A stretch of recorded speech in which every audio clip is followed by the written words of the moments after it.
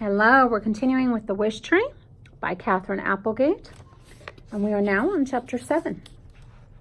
I'm not just a tree, by the way. I'm a home, a community. Folks nest on my branches, burrow between my roots, lay eggs on my leaves. And then there are my hollows, tree hollows. Holes in a trunk or branch are not uncommon, especially in trees like me who've been around a while.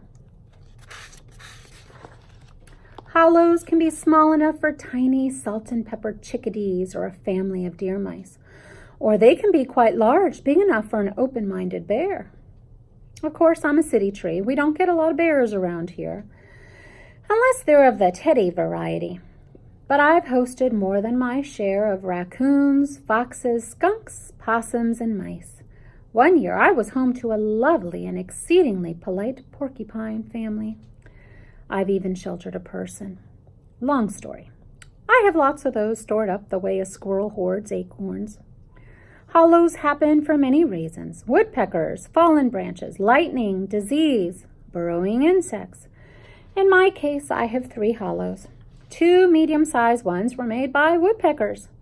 The largest one happened when I was quite young. I lost a large branch that was weakened by wet snow during a nor'easter.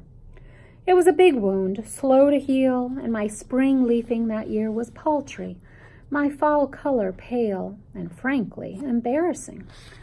But eventually the hole healed, widened with the help of insects, and now about 4 feet off the ground, I have a deep oval hollow.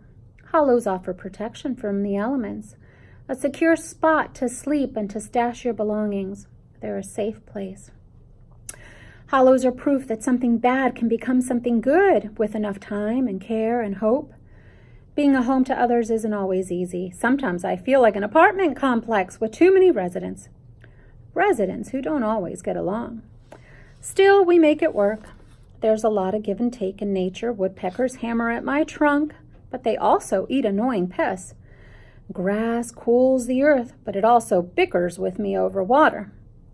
Every spring brings new residents, old friends, and more chances for compromise. This spring in particular has been quite the baby boom. Currently, I am home to owl nestlings, baby possums, and tiny raccoons. I'm also visited regularly by the skunk kits who live underneath the front porch of a nearby house. This is unprecedented. Never have I sheltered so many babies. It just doesn't happen. Animals like space. They like their own territory. Normally, there would be arguing, perhaps even a stolen nest or a midnight battle. And certainly, there have been some disagreements. But I've made it clear that eating your neighbors will not be allowed while I'm in charge.